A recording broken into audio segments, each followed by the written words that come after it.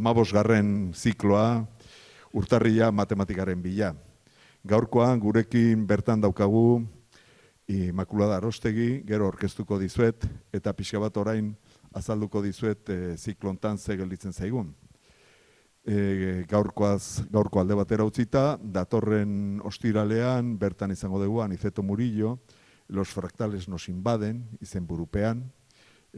Aniceto Murillo Malagako Unibertsitateko irakaslea da.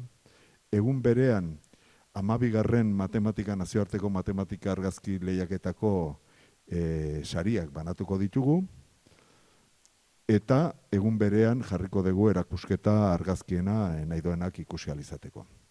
Eta gero, otsaila batean, lehenengo aldiz, behasainen antolatuko dugu matematika kalean jarduera bat edo ekitaldi batzuk, hainbat gauza egiteko bertan nahi duenak. Aztakit, badibidez, Leonardo da Vinci diseinatutako zubia eraikita probatzeko, edo kupula baitare, gauza mordoska bat, erronka, jokuak eta horrelako gauzak izango ditugu, otsaila batan, igandez, 11:00 ordu bat atarditara, behasengo plaza inguru hortan, eguraldiaren arabera, barrun edo kanpon edo ikusiko dugu.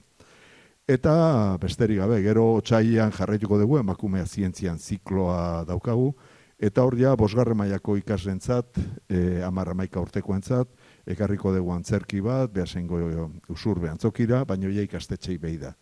Izango da abentura kuantikoa edo izenburupekoa. Eta gaurkoan ja, aurkeztuko dugu gure hizlaria, 2. aldiz daukagu gure artean, beraz, nik uste toi seinale ona dala, ez da? Lehenengoan gustora geldituko ginaren seinale. Bertan daukagu Immaculada Arostegi, EHU matematikan lizentziatu eta doktorea da, bioestatistikan espezializatua John Hopkins Unibertsitatean estatu batutan, gaur egun EHUko irakasle osoa da, Bekanen ikerketa zentro eta Galdako Usansolo Unibertsitateko ospitaleko kolaboratzailea baitare, ikusiko dugu zer dan hori, ez da? Zertan egiten dan ospital batean, ez? Horrekoan hortio juntzan. 30 urtez aritu da estadistika irakasten zientzia eta teknologia eta medikuntza eta erizaintza fakultatetan, metodoaren garrantzia ikaslei helarazten. Eta 5 urtez, 4 urtez egon zera erretore EHUko erretoretza taldean egon da, oain arte, ez da? Hori da. Besterik gabe, jarduera fisikoaren eragina bizikalitatean, almena eta ohitura. Ea ze esateko daukazun. Eskerrik asko. Eskerrik asko zeuri.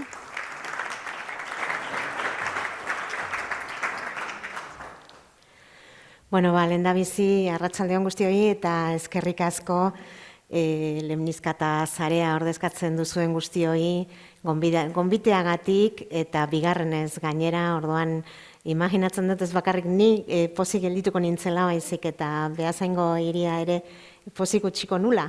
Eta gainera toki zoragarri honetara etortea beti da plazer bat. Nik gaur hitz egingo dizuedan kontua hau, lehendabizi esan nahiko nuke, nik hemen kontatuko dizuet pixka bat modu simple baten, saiatuko naz modu ulergarri eta simple baten kontatzen eta divulgazio modura erakusten, baina uste dut importantea dela deno jakitia guzti hau ikerketa zientifiko baten emaitzan parte dela eta honetan parte hartu dugunok asko garala, ez bakarrik ni, eta bai aipatu nahiko nituzken ere kideak Irantzu Barrio eta Josu Nájera Unibertsitateko irakasleak matematikan adituak, baina baita ere Galdakao Usansolo Unibertsitate Ospitaleko Cristobal Esteban neumologoa eta Jose Maria Quintana epidemiologoa. Hau denon artean egindako lan bat dalako. Baziko naz kontatzen, nik zertan hemen hitz egingo dudan. Jarduera fisikoaz hitz egingo dut, baina lehendabizi gustatuko nitzaidake definizioak testu ingurura eramatea. Eta orduan, ariketa fisikoa egitea, printzipioz da energia kontsumoa eskatzen duen zerbait egitea, ez? Gorputzaren mugimendu bat, energia kontsumoa eskatzen duena, eta hau egin dezakegu kirola egiterakoan, edo eguneroko lanak egiterakoan, edo denbora librean, edo edozein momentutan egiten dugun zerbait da, eta ohitura kontu bat da, ohitura daukagu egiteko, batzuk bai, beste batzuk ez, batzutan gehiago, beste batzutan gutxiago. Ordea, gaitasun funtzionala izatea ez da gauza bera. Gaitasun funtzionala izatea izango litzateke hainbat sistema integratu erabiliz zeregin edo jarduera bat betetzeko gaitasun bat izatea. Eta honetan aspektu biologiko, sozial eta psikologikoen kombinazio bat da, hau da, gaitasuna izateko gai izan behar naz fizikoki egiteko, gogoa izan behar dut egiteko, hau da, psikologiak ere parte hartzen du, eta gainera sozialki ere inguru egokia eduki behar dut hori egin alizateko. Eta erresago honetaz hitz egiteko, nik askotan erabiliko ditudan ingeleseratik ekarritako hitz hauek dira. Lehenengoari du deituko diot, hau da, egin, eta bigarrenari kan, egin alizan. Hau da, askotan erabiliko dugu hizkuntza hau. Bueno, honi lotuta, grafiko honetan adierazi nahi izan dut gaitasun funtzionala eta ariketa fisikoaren artean nolabaiteko zirkulo bat dagoela eta zirkulo hau izan daiteke edo biziosoa edo virtuosoa. Honez esan nahi du, askotan ariketa fisikoa egiteko gaitasuna izan behar dugula pentsatzen dugu, gaitasunik ez badugu, igual ez dugu egiten ariketa fisikorik. Eta alderantziz, ariketa fisikoa egiten badugu, gaitasuna irabazten dugu, eta orduan gogo gehiago daukagu, ariketa fisiko gehiago egiteko, gaitasuna daukagulako. Orduan, hau bihurtu dezakegu alde baterantz edo besterantz, nolabait positiboa edo negatiboa izatea. Bueno, zeintzuk izan dira guk honetan lan egiteko motibatu gaituzten datuak. Hau da, ikerketa bat dela kontatu dizuet, eta ikerketa honetan biriketako gaixotasun busatzaile kronikoa daukaten pazienteak ditugu. Gaixotasun honetaz pizkatxo bat ezagutzeko hobeto kontatuko dizuet zertan datza. Hau da, arnaz aparatuko gaixotasun bat da, biriketako eta bronkietako dietan kalte itzulezinak sortzen ditu, eta beraz adinari lotuta dago ez bakarrik, baina baita ere adina aurrera eginala, gaixotasuna nolabait larriagoa bihurtzen da. Gaixotasun munduan zehar, gaixotasunak eragindako heriotzen laugarren kausa da. Hau importantea da. Jende asko hiltzen da gaixotasun honen ondorioz. Gainera, prebalentzia goranzka doa, azken urteetan gero eta altuagoa da, eta Europan 4 eta 10 bitartean dago herrialde ezberdinetan. Da gaixotasun bat oso prebalentea, gaixo asko daude gaixotasun honekin, eta eragin larriak dituena pertsonengan. Bai erakutzita, zientifikoki erakutsi da orain arte jarduera fisiko maila bajuaren eta gaixotasun honen larritasunaren arteko asoziazio bat dagoela. Hau da, jarduera fisikoak zerikusia dauka.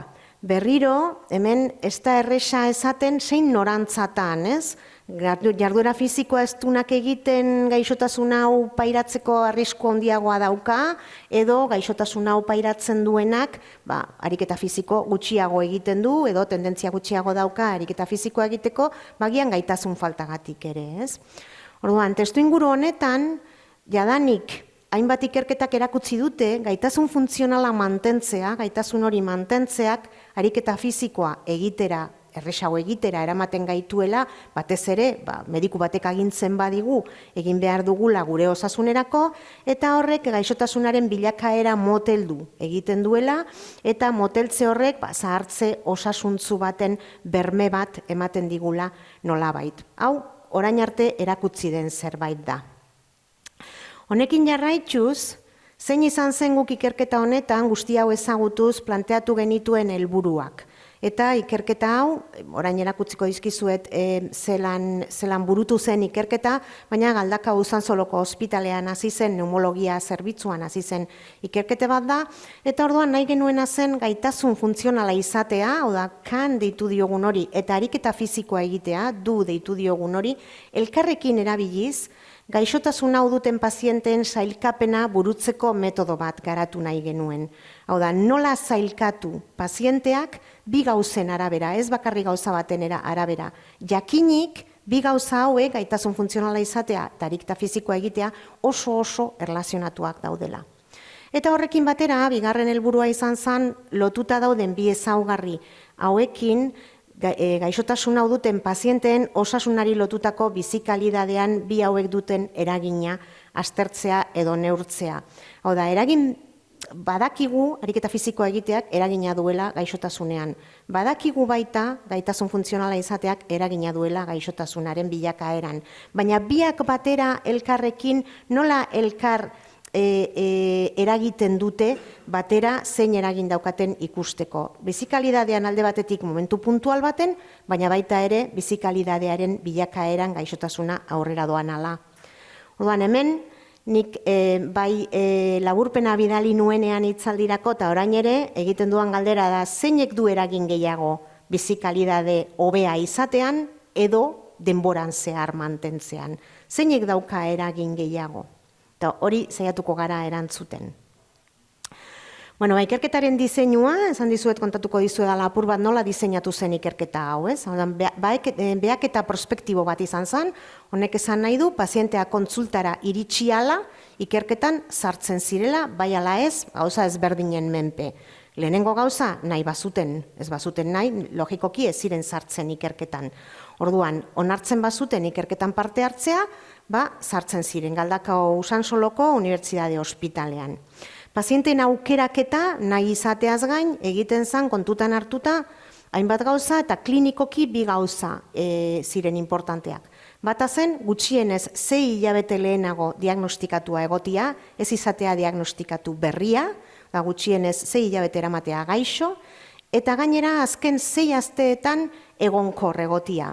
Gaixotasun honek gorabehera handiak ditu. Pazienteak agian hilabetetan bizimodu normala egiten dute, eta bapatean exacerbazio bat edo larritze bat daukate, eta oso gaizki daude, eta egiten dituzte hilabete batzuk, segun eta zein larria den gaixotasuna, egiten dituzte igual hilabete batzuk, nolabait egonkor egon gabe, gorabehera handiarekin, medikazioa handia askoren faltan, eta orduan kasu horietan ez ziren sartzen momentu hortan ikerketan. Itxaroten zen, geroxeago arte.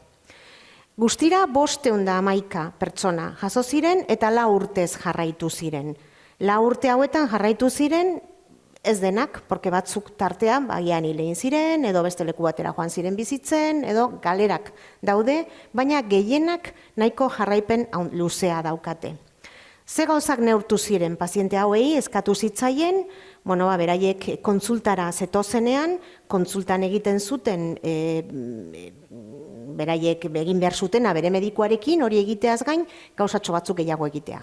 Galdetegi batzuk erantzutia, adierazle batzuk neurtzea, eskatzen zitzaien beraien denboraren zati bat dedikatzea ikerketari. Hau, seguruenik, bata edo bestea, momenturen baten eskatu dizue kontsultaren baten, ikerketa baten parte hartu nahi baduzue, hortik ateratzen diren datuak beste batzun osasuna hobetzeko erabiliko direla, eta abar, honela eskatzen dana da, jendeari bere denbora eta bere askotan ez da bakarri denbora, segun eta ze proba egin behar dizuten edo, pixka bat inbasiboa ere izan daiteke ikerketarako erabiltzen dana.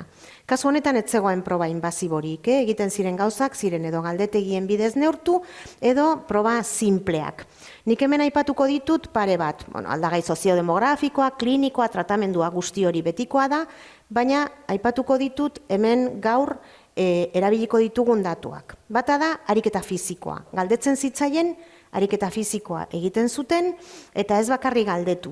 Ariketa fisikoa egiteko eta neurtzeko nola egiten zuten ariketa fisikoa, egiten zitzaiena da podometro bat utzi, eta podometro horiek eguneroko pausu kopurua neurtzen zitzaien, eta hori gero ospitalera helarazten zen datu base batetara. Orduan beraiek eraman behar zuten podometro hori ikerketak dirauen bitartean. Baita gaitasun funtzionala neurtzeko, egiten zitzaiena zen, hau da, bizita zeukatenean 6 minutuko testa deitzen dana, 6-minute walking test. Hau da, test bat, nun pertsona bat ibiltzeko sinta baten gainean jartzen da, eta eskatzen zaio alduen azkarren eta alduen gehien ibiltzea 6 minutuz. Hau da, 6 minututan zuk eman behar duzu zure rekorra. Hau da, zenbat hil zara 6 minututan. Eta honek neurtzen du, segaitasun daukazun zuk ibiltzeko. Eta hau metrotan neurtzen den distantzia da.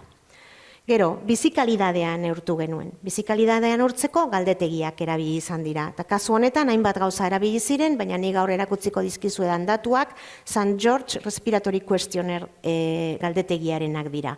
Hau da, galdetegi bat, espreski diseinatua dagoena, birikitako gaixotasunak dituzten pertsonen bizikalidadea neurtzeko. Balioak 0-tik 100 hartzen ditu, eta balio altuagoa esan nahi du bizikalidade okerragoa. Gero eta zenbat eta balio altuagoa, gero eta okerrau dago pertsona hori. Eta berez, 3 dimentsio ezberdin neurtzen ditu. Bata da sintomak, gaixotasunak eragiten du bizikalidadean sintomakatik. Sintoma fisikoak ditu pertsona batek, eta beraz, gaixotasun horrek eragiten dioten sintomak bere bizikalidadea mugatzen du. Beste bat da aktibidadea. Hau da, pertsona batek, aktibidadea murriztu behar du, ezin dalako mugitxu, edo agian sintomak ez dira hain larriak, ez dauka mina, edo botaguria, baina, edo arnaz estua, baina bai oso mugatua dago aktibidade orokorretarako.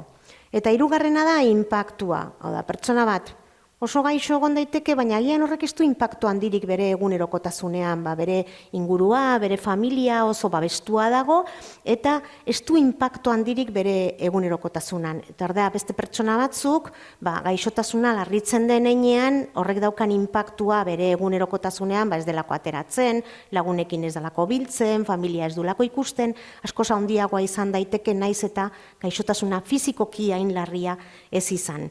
Orduan, 3 gauza hauek neurtzen ditu galdetegi honek eta 3 batura totala izango litzateke. Hau da, 3 gauza hauek nahiko onartua dago direla gaixotasun hauetan neurtu beharreko edo bizikalidadean eragiten duten 3 aspektu edo dimentsioak. Kohorte honen edo paziente multzo honen deskribapena zein da. Hor nik taula baten jarri dizuet, aldagai batzuk pila bat aldagai jaso ziren, baina egingo dudana da batez besteko pertsona mota zein den erakutsi. Batez besteko pertsona mota da 65 urte inguruko pertsona bat, 4-3 gizonezkoak dira, gaixotasun honek askoz ere eragin handiagoa dauka gizonezkoetan, emakumezkoetan baino, hau urte askotatik datorren zerbait da, batez ere erretzearen ondorioz, hau aldatzen doa, orain dela 20 urte 10% ziren emakumezkoak, orain 25% gara emakumezkoak, hau da, hau aldatzen doa, baina oraindik gaur egun 4-3 gizonezkoak dira. Balio normaletan daude gutxi gorabehera pisua eta biriketako funtzioari dagokionez, hau da, egonkor daudenez gaixotasunean, beraien espirometriak nolabait nahiko balio normalen barruan daude, eta pisu edo altuera eta pisuaren arteko oreka ere nahiko arrunta da. Gaitasun funtzional aldetik, esan dugu hori neurtzen dugula zenbat metro ibiltzen diren 6 minututan. Hau da, aldik eta gehien, aldik eta hoberen eginda. Bataz beste 500 metro da 6 minututan ibiltzen direnak. Ez dago txarto, Printzipioz. Printzipioz, nabaritzen da 6 minutu horietan jendeak ematen duela duen guztia.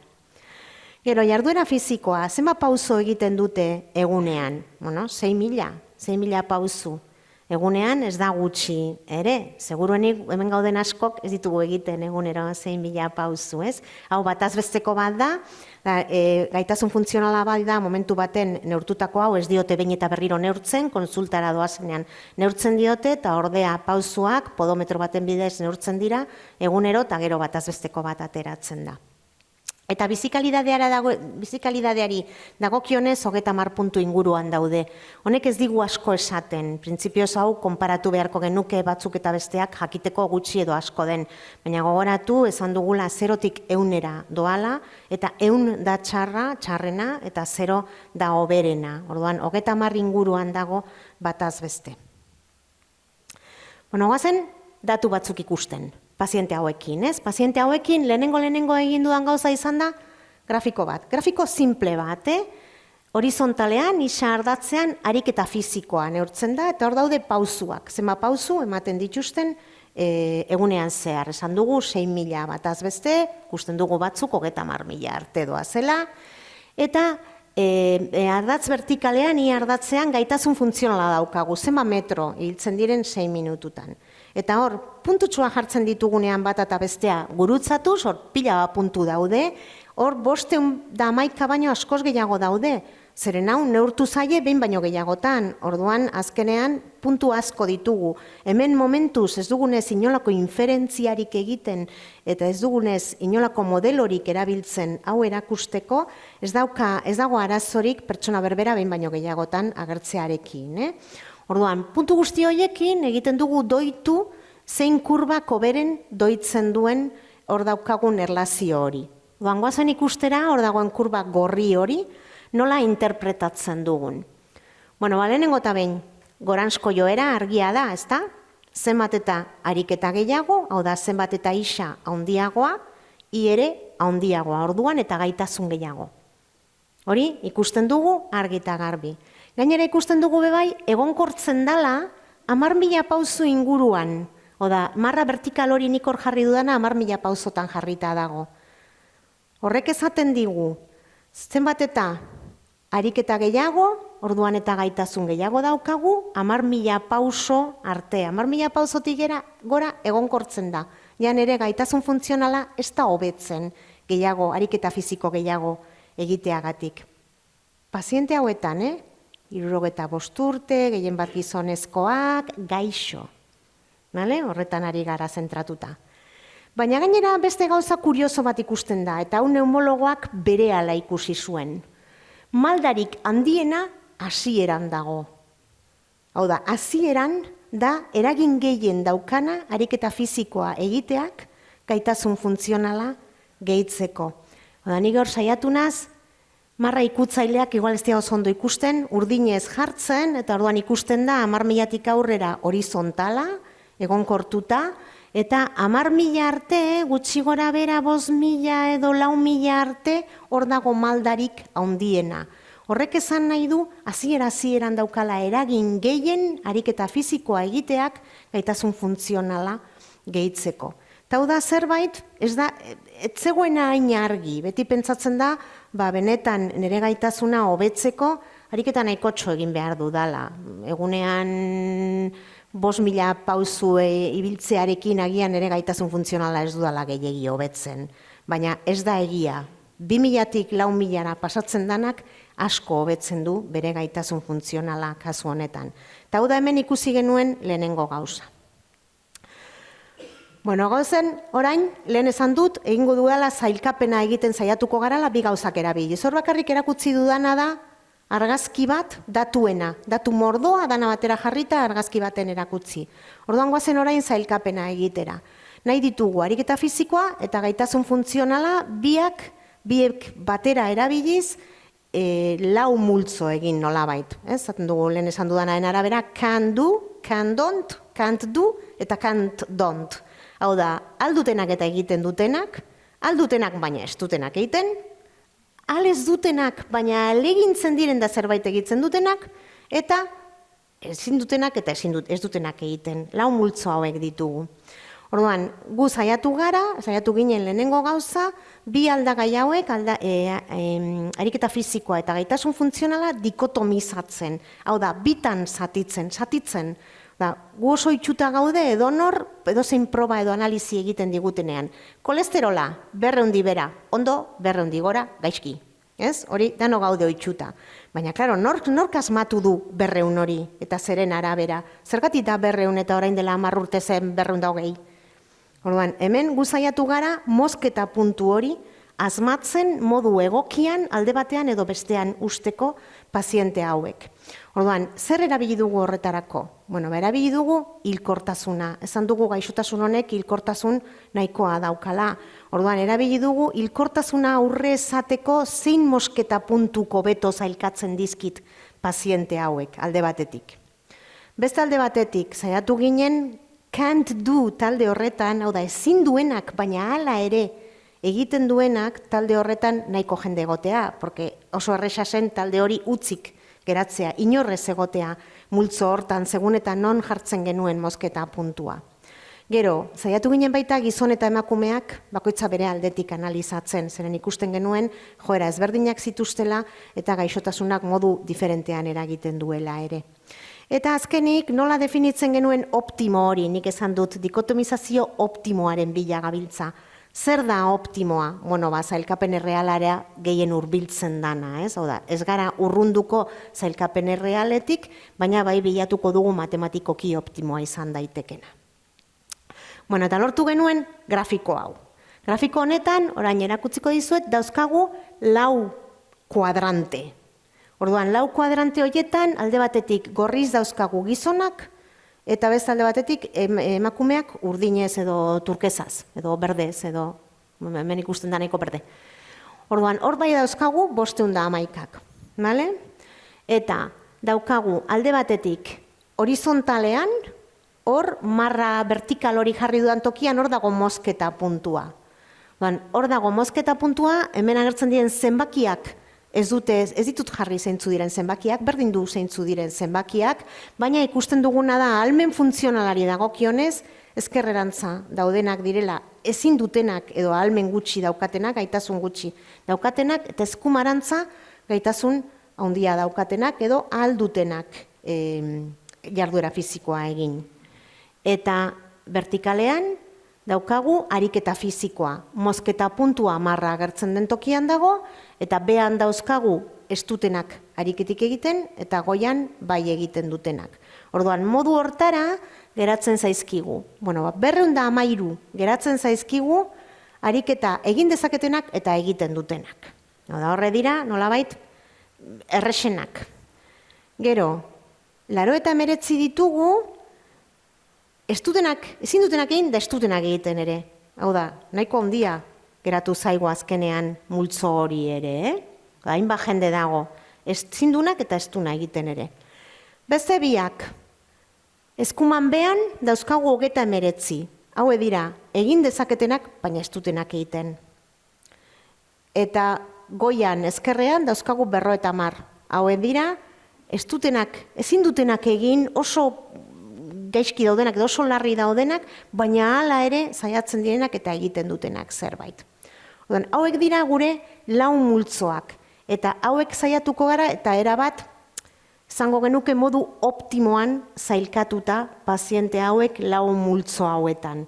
Eta orain saiatuko gara hoiekin lan egiten. Zer gehiago erakutsi nahi dizuet 4 talde hoiei buruz. Esan dugu multzoak egin ditugula, hilkortasuna erabiliz. Hau da, hilkortasun altua daukan gaixotasun bat, orduan ikusi nahi izan dugu, 70 hilabete, hori 5 urte, 5-6 urtetan, paziente hauek jarraipena izan dugunez, agian 6-8 urtetan ez diegu jarraitu beste gauza guztiak neurtzeko, baina heriotza jakitea erresa da, ospitaleko pazienteak dira, beraz hilegin badira hori erregistratuta dago. Orduan, kurba honetan erakusten duguna da, goazen begiratzen marra more hau. Marra more hau dira, ezin dutenak egin eta gaina ez dutenak egiten. Ariketarik, ezin dute eta ez dute egiten. Orduan, ikusten dugu hasieran, hemen agertzen dana da bizi iraupen probabilidadea. Bizi irauteko probabilidadea hasieran dena daukate bat, dena daude bizirik.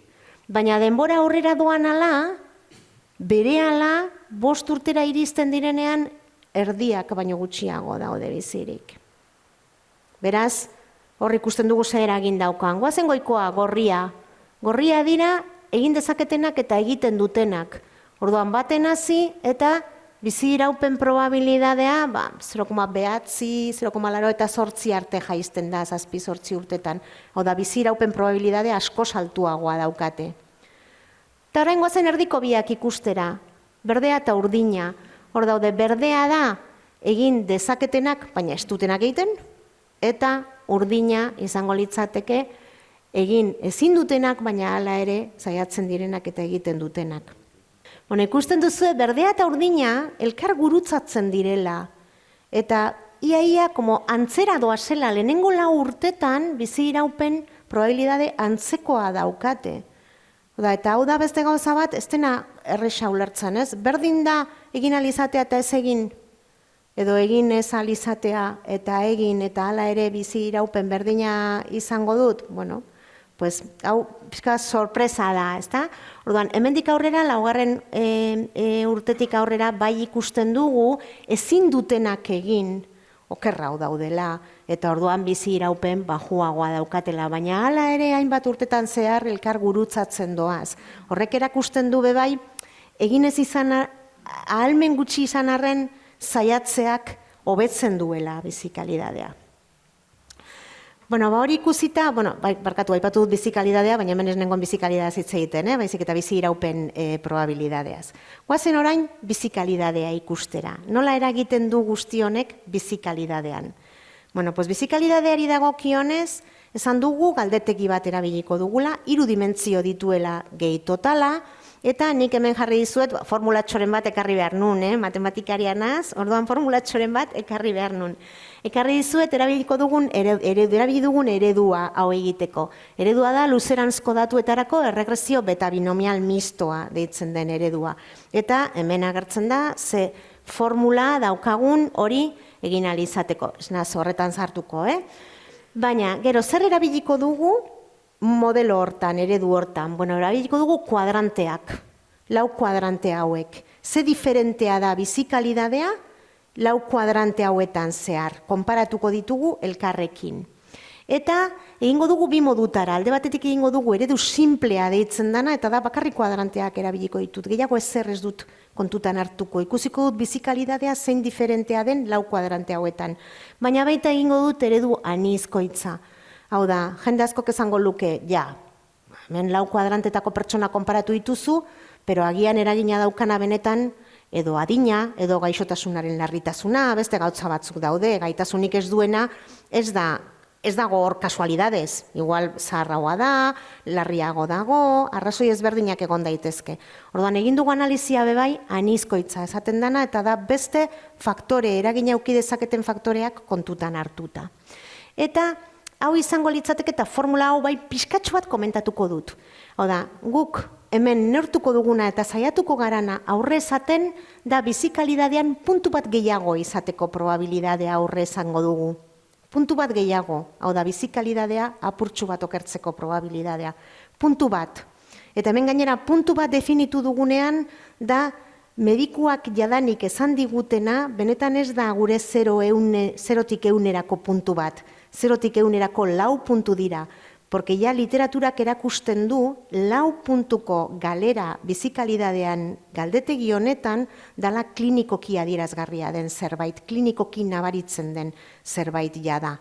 Orduan, erabiltzen dugun modeloak egiten diguna da probabilidade bat aurre ikusi, eta probabilidade hori da okertze adierazgarri bat, klinikoki adierazgarria den okertze bat. Bizikalidadean izateko probabilidadea. Eta hemen, formula honetan daude, multzotxo bat gehi, beste multzotxo bat bider T. T da denbora.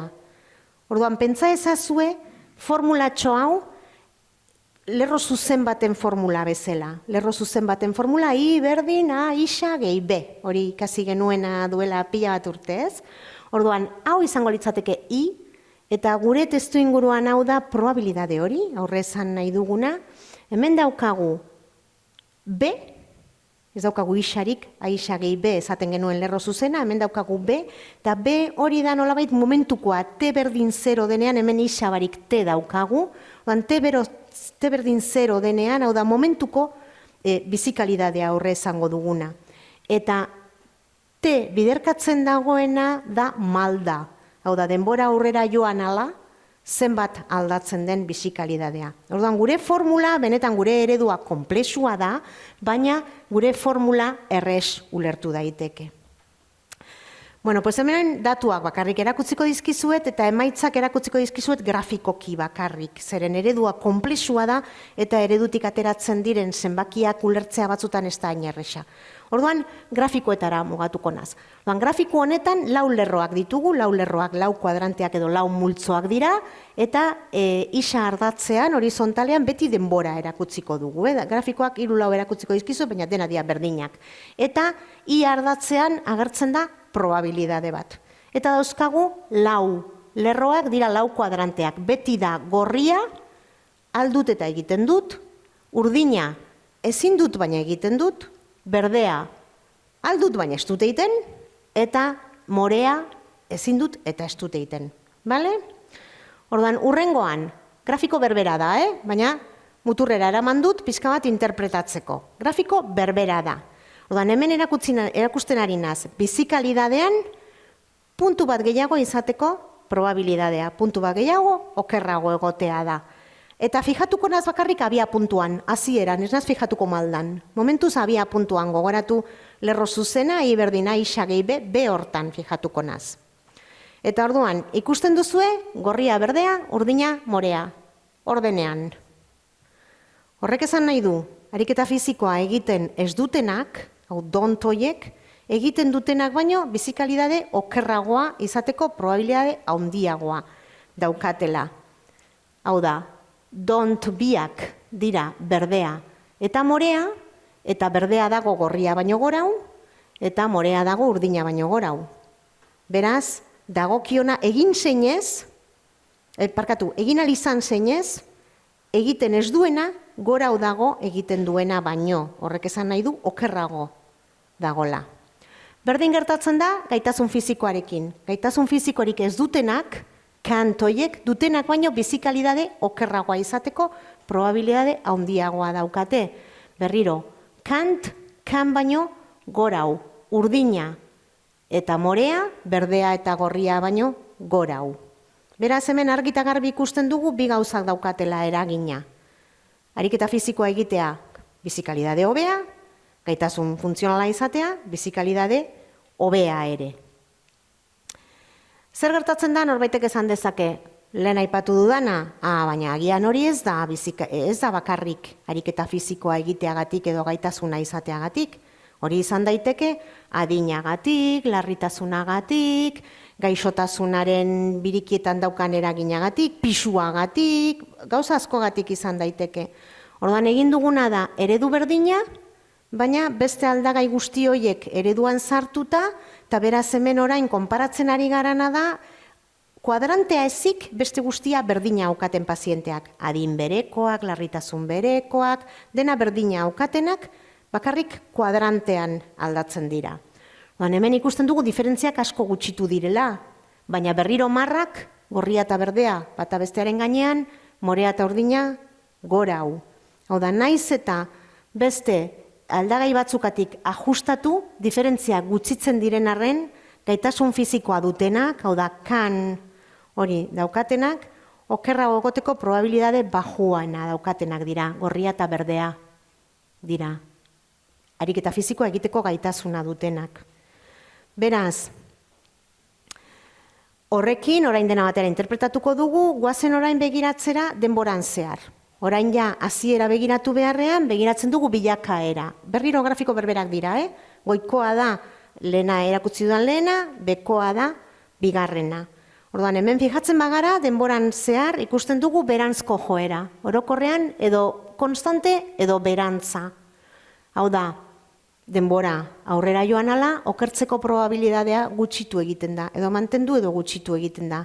Hemen heriotzaren eragina dago, okerren zeudenak hilindira. Orduan, hemen kontuz interpretatu behar da, baina orokorrean multzo moduan daukaguna da denbora aurrera joan ala, mantendu egiten dela edo gutxitu egiten dela. Baina, fijatzen bagara hemen, nik jarri ditudanak gorria eta urdina jarri ditut lerro jarraituarekin. Eta morea eta berdea jarri ditut etenekin. Honek esan nahi du, jarraituak esan nahi du, adierazgarriak direla, estadistikoki adierazgarriak direla. Beste biak ez, beste biak malda txikiagoa daukate berdeak eta moreak. Tetxo berdeak gorantz egiten du pixkatxo bat, hau da okertu egiten dira. Orduan, fijatzen bagara gorria eta urdina zeintzu dira, gaitasuna, euki, zeinez, ariketa egiten dutenak. Hau da, gaitasun gutxi eukiarren, ariketa egiten dutenak, bizikalidadea okertzeko probabilidade bajuagoa daukate denboran aurrera joan ala. Eta gauza bera gertatzen da beste faktore batzuk kontutan hartzen baditugu ere. Hau da, beste faktore batzuk ez badira aldatzen ere, ariketa fizikoa egiten duenak, gaitasun asko uki, zein gaitasun gutxi uki, bere bizikalidadea hobetzeko probabilidadea handiagoa dauka. Hori da ondorio estatzen duguna. Hemen jarri izkizuet, begirada bat emateko, hasieran esan dizuet, 3 dimentsio edo 3 kontzeptu daudela bizi-kalidadean eragiten dutenak. Eta direla, sintomak, aktibidadea eta inpaktoa. Erakutsi dizuedana orain arte da totala, denen batura. Baina orain, jartzen dizkizue bai beste 3 begirada azkar baten ikusteko. Orduan, lehenengoa, sintomak, fijatu bakarrik ordena, gorria, berdea, urdina, morea. Eta lehen aipatu duguna, maldak, berantz edo egonkorrak, sintometan. Aktibidadea, gorria, berdea, urdina, morea. Berriro, morea eta berdea edo gorantz edo estableak, eta kasu honetan urdina bakarri da adierazgarria. Hau da, aktibidadeari dagokionez, zerk dauka eragin gehien, al ez izan arren ariketa asko egiteko, ekin eta egin, hori da eragin gehien daukana. Eta inpaktuan, berriro, gorria, berdea, urdina, morea. Hau da, beti ordena berdina da, eta beti joera oso antzekoa da. Azkenean ondorioak ateratzeko. Hau da, ondorioak jani aipatzen joan natzaizue, baina hasierako bizi-kalidadeari dagokionez, ariketa fisikoa egiteak eragin positiboa du. Hor ez dugu ezer berririk asmatu. Gaitasun funtzionala izateak ere eragin positiboa du. Hor ere ez dugu ezer berririk asmatu. Orokorrean, denak dute bizi-kalidade okerragoa izateko probabilidadea handiagoa kan du baino. Hau da, aldutenak eta egiten dutenak daukate bizi-kalidade hobea izateko probabilidaderik handiena. Hor ere ez dugu ezer berririk asmatu. Beste faktore batzu kontutan hartuta ere, gaitasun funtzionala izateak eragin positiboa du. Orduan, azkenik hemen esango genuke hasierako bizi-kalidadean eragin gehiago duela gaitasun funtzionalak, hau da, ahal izateak, ariketa fisikoa egiteak baino. Hau da, momentu puntualean, importanteagoa da, edo eragin gehiago dauka gaitasuna izateak, egiteak baino. Baina momentu puntualean begiratuta oso eragin handia du gaitasuna izateak. Baina, denboran zehar begiratzen dugunean, ikusi dugu ariketa fisikoa egiten dutenak, bizi-kalidadea okertzeko probabilidadea gutxitzen dutela denboran zehar. Hau da, gaitasuna izan seinez hori gertatzen da. Ariketa fisikoa eginik, gaitasun gehiago zein gutxiago izan, bizi-kalidadea okertzeko probabilidadea gutxitu egiten da, txikiagoa da denboran zehar. Ariketa fisikoa egiten ez dutenak, bizi-kalidadea mantentzeko joera daukate. Ez horrela egiten dutenak hobetzeko joera daukate. Eta beste faktore batzu kontutan hartuta ere, ariketa fisikoa egiteak eragin positiboa du. Beraz, hemen aterako genuken gure titularra izango litzateke bizi-kalidadea denbora zehar ez okertzeko eragin gehiago du ariketa fisikoa egiteak, gaitasun funtzionala izateak baino. Hau da, hemen medikuak edo neumologoak esan zuen lehenengo gauza da nik hau sumatzen nuen, baina oso zaila da nire pazientei esatea ariketa egin dezatela esaten dizutenean eskenik ezin dut. Orduan, orain argudioak ditu bai konbentzitzeko gutxi egin albaduzu ere, egin. Gutxika egiten duzun horrek ere eragina du, eta eragin positiboa du. Bizi-kalidadeari dagokion ondorioak ateratzeko, jarduera fisikoa sustatzeak, gaitasun urria duten pazienteen artean ere, adinari lotutako gaitasun funtzionalaren beheranzko joera naturala moteldu lezaketa beraz bizi-kalidadea hobetu. Eta hemen berriz jarri dut, ezaguna genuena eta hasieran esan dudana, ez? Gaitasun fisikoa mantentzeak, ariketa fisikoa egitera erresago eramaten gaitu, horrek gaixotasunaren bilakaera moteldu egingo luke eta zahartze osasuntsua bermatuko luke. Baina ikerketa honi esker ikusi duguna da bai, ariketa fisikoa sustatzeak, ariketa fisikoa egiteak, gaitasun fisiko hori edo gaitasun funtzional hori mantentzen laguntzen dula, eta horrek adinaren eragina konpentsatu egin dezakela eta bizi-kalidadea hobetzera eramaten gaituela. Beraz, bat eta bestea, berriro bueltatzen da zirkulo bizioso, virtuoso horretara, ariketa fisikoa sustatzeak, gaitasuna izateak, ariketa fisikoa egiteak, oso erlazionatuta daude eta bata eta bestea kontutan hartu beharko genitxula. Bueno, eta azkenik, matematika non dago hemen, ez? Nik formula gutxi erakutsi dizkizuet, hemen atzetik matematika asko dago. Ariketa fisikoa bera eta gaitasun funtzionala bi ezaugarrien arteko erlazioaren doikuntzan bertan, matematika dago atzetik. Bi ezaugarriak dikotomizatzeko metodo optimoa definitzerako orduan, hemen matematika asko dago atzetik optimizazioa, hau da, simplea dirudien arren non jartzen duzun mugatxo hori, ez da bat ere bere alakoa. Kuadranten zailkapena egiteko metodologiaren garapenean ere, ez da ja bakoitza bere aldetik biak batera nola egiten dugu. Gero, bizikalidadea analizatzeko ereduaren definizioan, garapenean eta implementazioan, hor formulatxoa bai jarri dizuet, hori definitu, garatu, implementatu guzti hori, horren atzetik doktorego tesi bat dago. Orduan, badago matematika asko, analisi estatistiko guztiak implementatzerakoan, nik hemen erakutsi dizkizuetan denak dira probabilidadeak, aurre ikusitako balioak, hori dana analisi estatistikoak dira, grafikoak egiteko programazioan, grafiko horiek ez dira, bueno, agian gaur, adimen artifizialarekin gaur egun, esaten diogu egiteko Geminiri edo chat GPT-ri agian egiten dizkigu, baina fidagarritasuna kontutan hartu beharko genuke. Horren atzetik lan matematiko asko dago, softwarea bera, garatu ahal izateko gu honekin zer saiatu gara metodo guzti hauek software irekian jartzea erabili nahi dituzten ikertzaileak erabili itzazten. Orduan horren atzetik, guzti horren atzetik matematika asko dago. Beraz, etxerako mezua matematikak ongi izateari eta bizikalidadea hobetzeari ekarpen adierazgarria egiten diola edo egin diezaiokela eta gu horretan jarduten garala eta horretan urte asko daramagula. Eta, beste barik, eskerrik asko, etorri zareten guztioi, eta berriz ere, gonbidatu nautenei, eta espero, zuen gustokoa izatea hitzaldia. Eskerrik asko.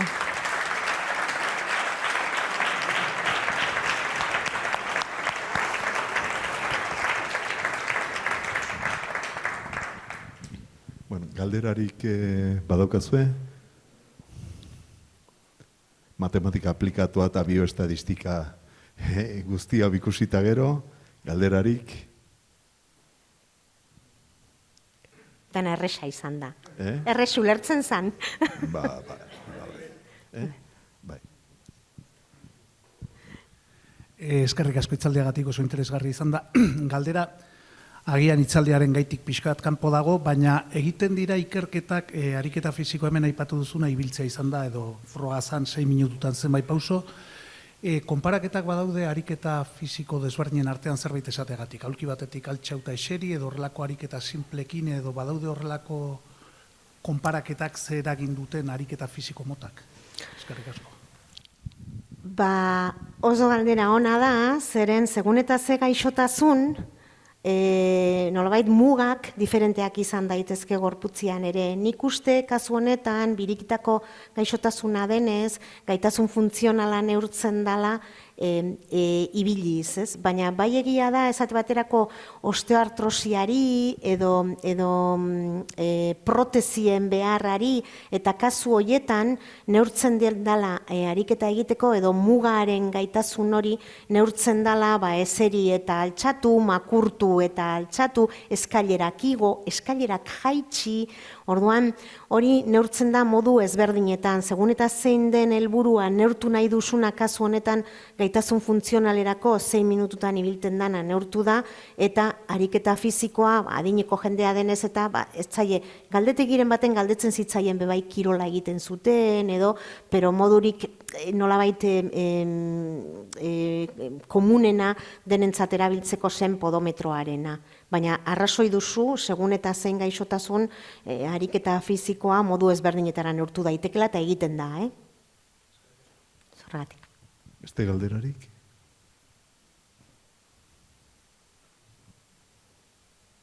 Inor ez da animatzean?